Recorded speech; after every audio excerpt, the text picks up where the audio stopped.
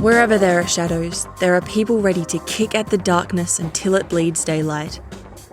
This is Bleeding Daylight with your host, Rodney Olson. Welcome to today's episode. You can find and follow Bleeding Daylight on social media channels such as Facebook, Instagram, YouTube and TikTok.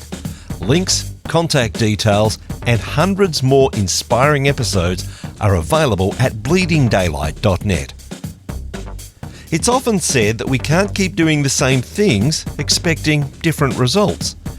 If we want to thrive physically, spiritually, emotionally and mentally, we sometimes need to make changes in habits and routines that are holding us back. My guest today is helping others shift mindsets and actions to set them up to flourish. I'll introduce you in a moment.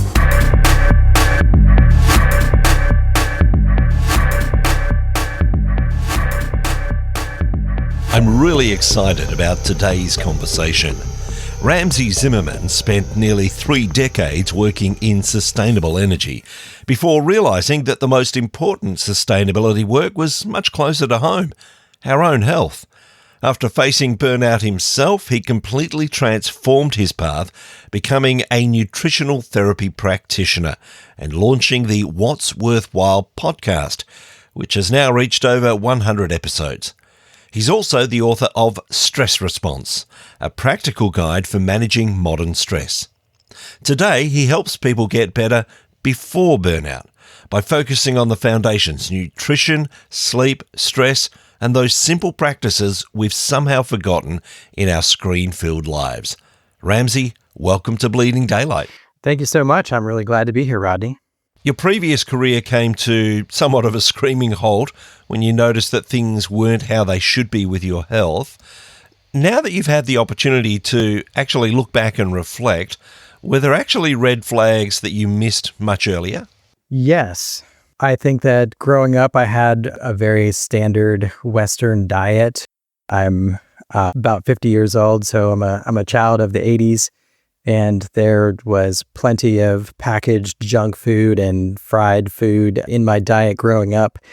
And certainly into my 20s and 30s, I was working really hard and just not paying particular attention to what was going on with my health necessarily. Was a bit round in the middle and had high blood pressure and was probably not nearly as healthy. And, it got more and more difficult to keep up on the soccer field when I was running around chasing people. Lots of lunches out during my office days and things like that. It wasn't necessarily a priority for me. I suppose that a lot of the time we believe the lie that, that's just getting old. And obviously there are things that come along with age where we're not going to be able to perform as well as we did when we were younger. But so often we seem to just take that as an excuse when we're not performing as we hoped we would, not realizing that we actually can be quite active and quite healthy much later in life than we'd previously expected. Talk to me a little about that. Yeah, it's really true. I think the best thing is to just keep at it. Continue to be active, getting into middle age, continuing to get regular exercise, even if it's just getting up and taking walks throughout the day. For those of us who work in the office and spend a lot of time sitting at our desk in front of a computer, we might spend the entire day that way. And the biggest walk we might get might be from the parking lot into the office. And maybe we pick the closest parking space. So that might not even be a very long walk. Just getting up and getting a walk, getting multiple walks during the day, getting outside, getting some fresh air and daylight. Again, for those of us who work in the office all day, we might spend the entire day and not be connected to the outdoors. We might not know if it is sunny or cloudy outside. Our body clocks are really dependent upon that connection with sunlight. Just getting up and getting outside throughout the day at regular intervals throughout the day to keep your body clock in line is really important. The other thing I'll mention is lifting heavy things. physical strength, maintaining your muscular health and fitness, especially as we get into middle age, is absolutely one of the most important things you can do in order to remain limber and continue to be able to get up and get around and stretch. It prevents injuries later in age, whether it's actively going to the gym to lift weights or if it's just being active and literally moving things around. It's important to get that regular exercise. What was the tipping point for you that changed your career and headed you towards this new way of living and becoming this nutritional therapy practitioner? I think what really changed pretty much everything for me in terms of my mindset was in 2020, the COVID era, as that began. It's something that I think impacted pretty much everyone. I think it impacted people in very different ways based on their own experiences and based on where they were. I imagine it had a profound impact on just about everyone. For me, it didn't have too severe of a personal impact. But what I did notice was that those who did get really sick and had 3 and 4 additional health problems that they were already experiencing, they called comorbidities, things like being overweight or having high blood pressure, additional other co-infections and things like type 2 diabetes. And it really just reflected, it really drove home to me that the baseline health of our communities and society just really needs some help. I was working in the sustainability industry for many, many years. I was moving around between different positions. I felt like each time I made a job hop, I was getting just a little bit further and further away from what I felt like was the most important thing for me to be doing. During that time, I reoriented around what I thought was really most needed and where I could be most useful, and started to ask myself the question, what's worthwhile? And that is a good question for us all to ask ourselves, what is worthwhile? Because we can get caught up on the treadmill and we just start working. And as you say, even those days in the office when we're just working the entire day without going outside, we kind of kid ourselves that we've got to get on with work. And yet you're saying that even those quick walks outside are actually going to help us and will probably help our work productivity as well when we start looking after ourselves. So how did you start to reorient yourself towards looking after yourself, looking after your health? Some of the things that I did first was started to take a look at what supplements I might be missing in my diet. That's very significant. Started to take some multivitamins and supplements and just felt more energetic at that point. Another thing I did was clean up my diet.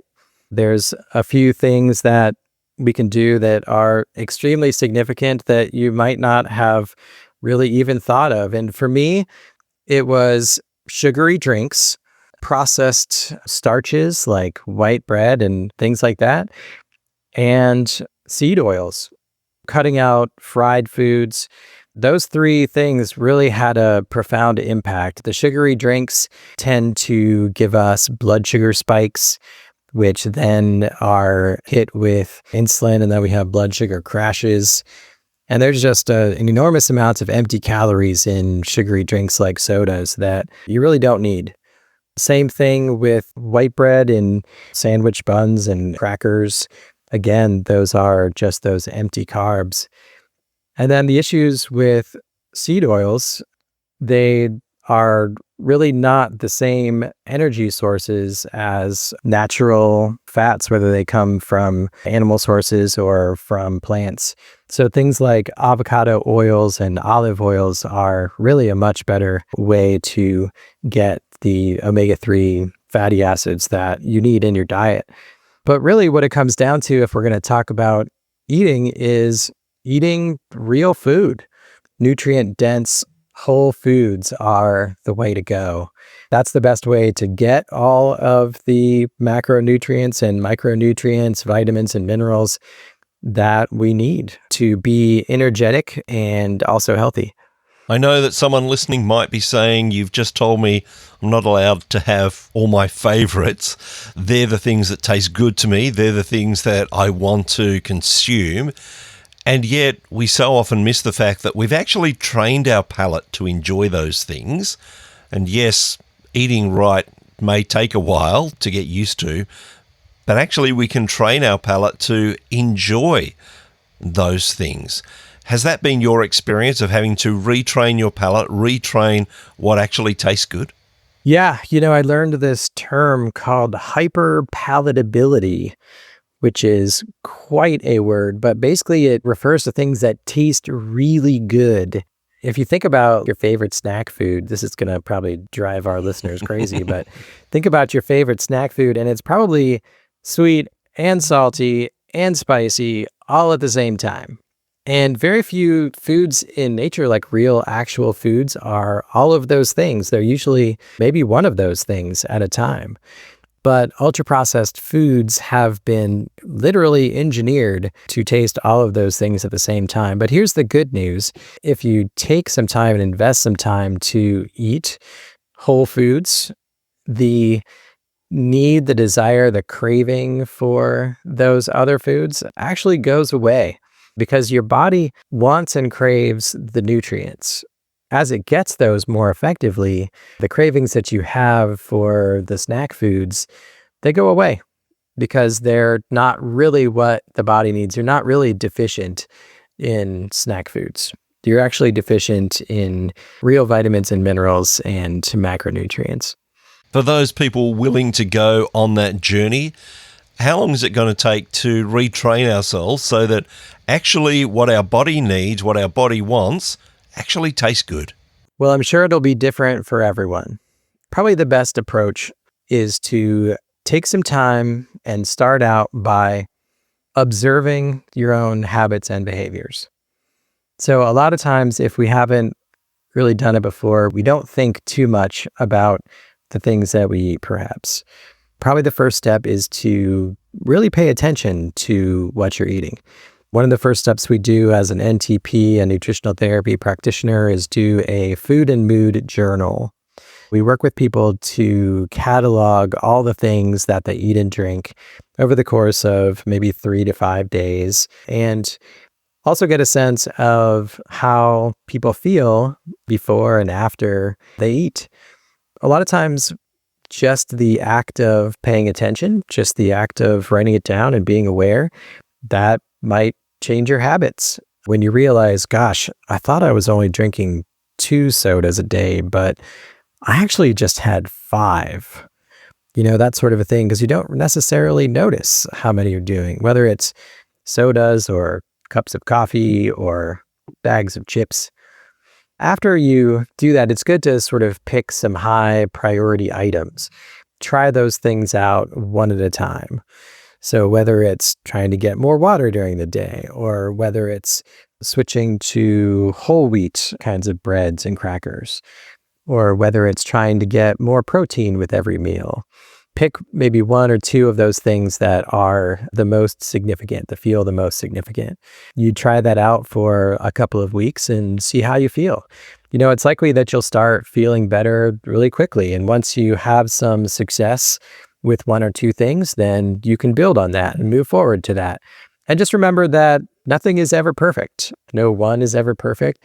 You're going to have days when you're going to go back to old habits, but that's just the way it goes. The quicker that you realize and understand that, and the quicker you try again, then you can start to make more headway again. We've talked a fair bit about nutrition, and I know that people will get a lot more pointers towards that through your book and through the podcast. But one of the other things that you talk about is sleep. And that's one of those things that we seem to think we can do without. So what do we do to start building a good sleep habit? I think a lot of us are run all day. And then when we get done in the evening, we have maybe a couple hours to do all the things that we think are fun. Maybe that includes watching our favorite shows. And we do that until we're tired and it's time to go to bed. But Maybe it's actually 45 minutes after when we're supposed to go to bed, and we just sort of shut it down, and then we think that we can jump into bed real quick and fall asleep. And it's just not like that. Our bodies have a pattern, and we need to ease our way into sleep. When we're looking at the best ways to get to sleep, we should be stopping things like caffeine, alcohol, blue lights from screens. We should be stopping and even eating any kind of food a couple of hours before we want to go to bed. As you're easing into bed, maybe read. There's things called books. They're made out of paper, like actual paper that you can flip through. These are excellent to look at and read before you fall asleep. You want to have a space that is very dark, very quiet, that is a little bit cool, not too hot, that is really focused on sleep, that doesn't have a lot of distractions.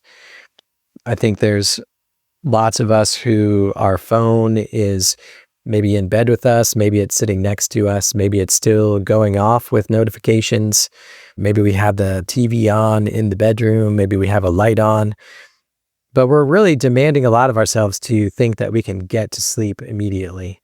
Instead, we need to sort of ease our way into sleep.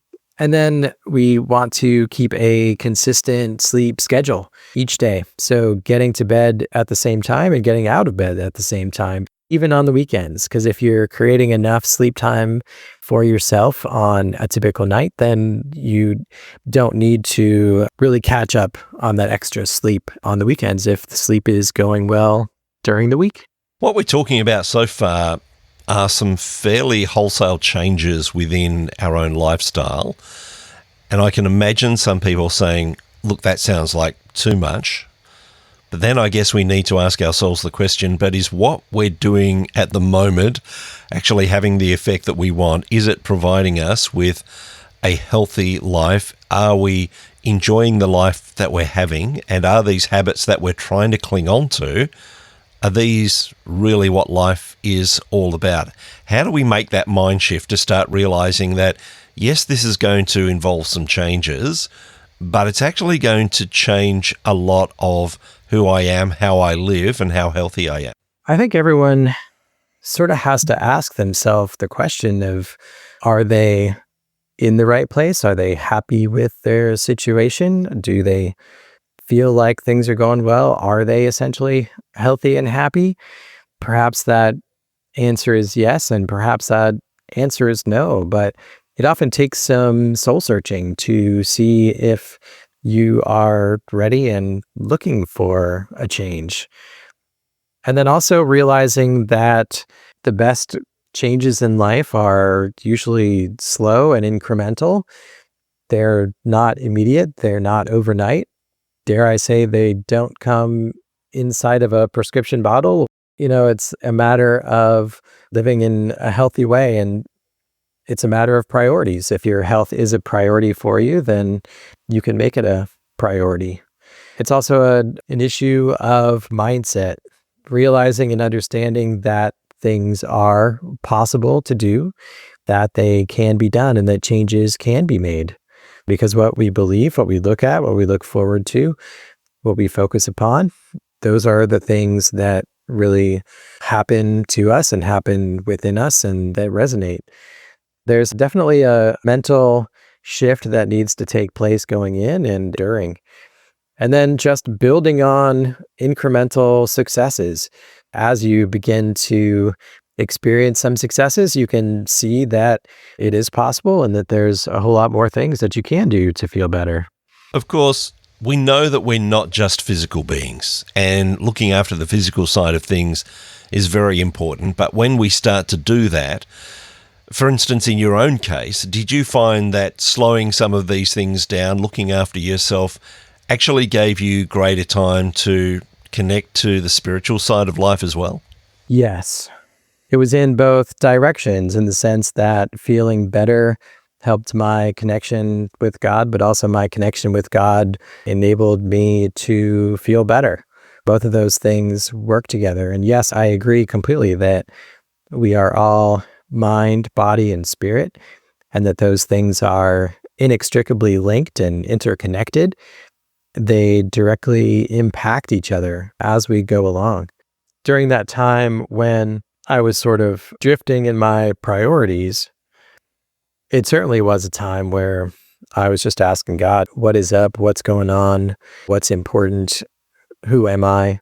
Through some prayer times and group work with other people, I really connected with God in new and meaningful ways and had more effective, deeper prayer time and really sensed that my identity in Him is as a beloved son, ready and prepared. I didn't feel ready or prepared at the time that He gave me that message. But I guess I was, in the sense that I asked Him, God, how do you see me? What do you think of me? And who am I? And that's how He responded. And once I sort of got that message that I was ready and prepared, then I began to believe that I could make changes and that I could find again what was important to me and get back on track in terms of helping others, specifically to be more healthy and joyful and have more vitality. We talk a lot in Christian circles about stewardship, stewarding the things that we've been given. Why do you think it is that we so often neglect stewarding our own bodies and our own lives? Such a great question and idea.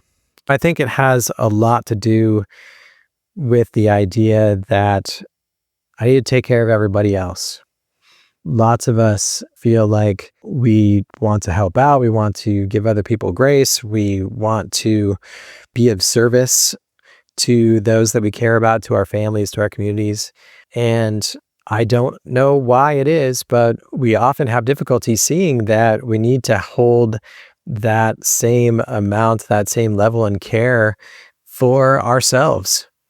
I think a lot of parents, they go all out for their kids, but it's difficult to see. And if we just stop once in a while and think about, all right, if I was someone that I cared about, or if someone that I cared about was in my situation, would I want for them to take care of themselves? Would I want for them to have these good things?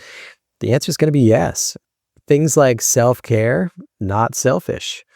Self-care gives us the ability to take better care of others. And it's like that old cliche of the oxygen mask dropping out of the airplane. Put your own mask on before you help your neighbor. That's really true with our health as well, because we need to stay healthy in order to do all the things that we want to do, both for ourselves and for other people. Your podcast, What's Worthwhile? Tell me a little about that and the sort of topics that you've touched on in it. Yeah, What's Worthwhile began for me as a question. It was a chance for me to explore a bunch of my different interests beyond just the renewable energy. I'm interested in how people connect with one another, building bridges between people. I'm interested in health and fitness, and also just in the idea of truth. How do we even know things are real anymore?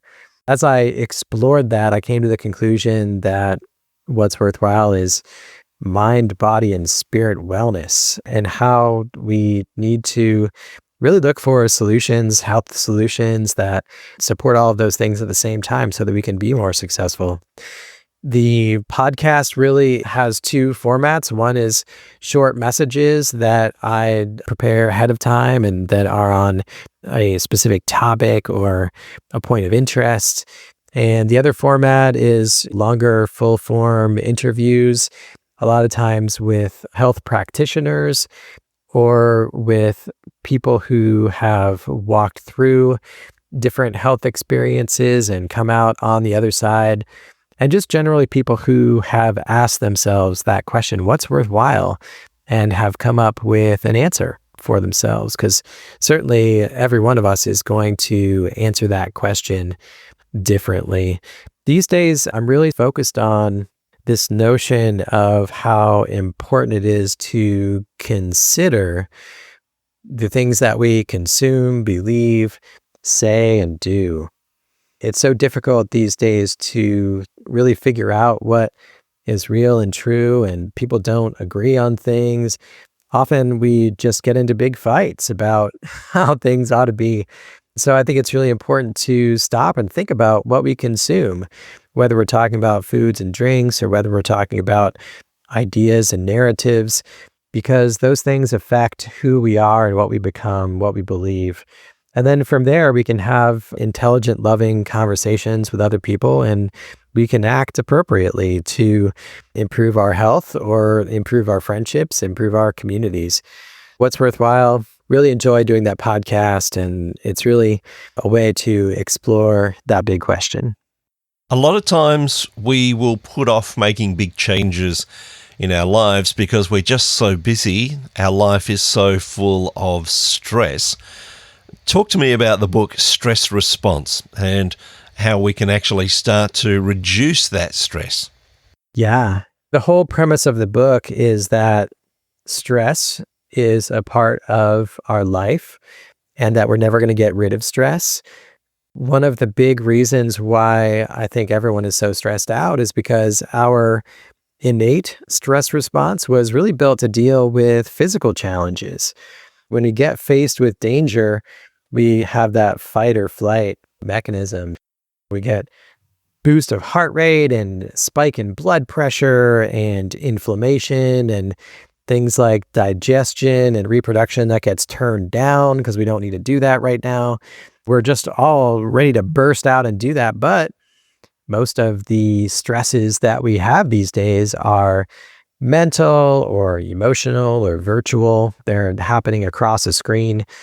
And our bodies just are not designed to respond effectively to that kind of stress. So the book is all about how to respond effectively to the kinds of stresses that we have today, which we ought to respond to much differently, much more thoughtfully, and with a lot more calm and precision. The book is all about how to change and impact the way that we respond to stress instead of trying to completely run away from it. I know as a cyclist that if I want to get better at riding, I need to put more stress on my legs as I push. I need to build that up.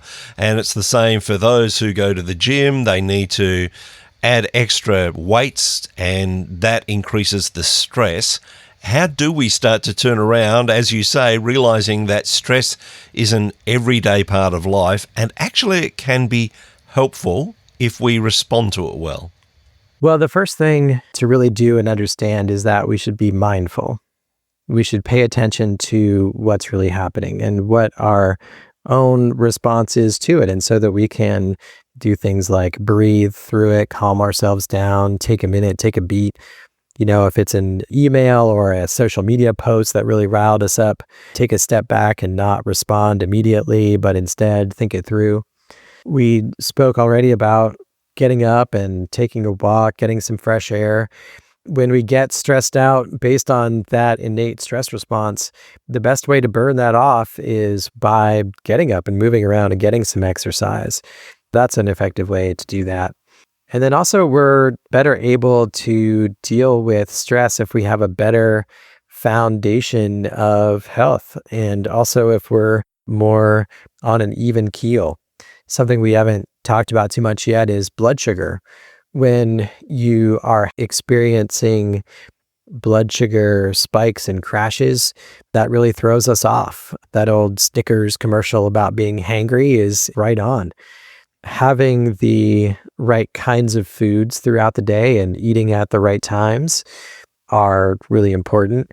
Smoothing out your blood sugar by getting protein and avoiding high doses of sugar is really important, as well as getting that regular exercise, getting that good sleep. That foundation will carry you through and give you the ability to respond to stress much better. I know that people would want to get a better understanding, so look out for the book, Stress Response by Ramsey Zimmerman, or look out for What's Worthwhile. But I will put links in the show notes at bleedingdaylight.net so that people can find that easily, so that they can get a better understanding and dig deeper into a lot of the things that we've just, as I say, scratched the surface of. But Ramsey, I just want to say thank you so much for taking the time to spend time with us today and for spending some time on Bleeding Daylight. It was my pleasure. Thank you so much, Rodney. I appreciate it. Thank you for listening to Bleeding Daylight. Please help us to shine more light into the darkness by sharing this episode with others. For further details and more episodes, please visit bleedingdaylight.net.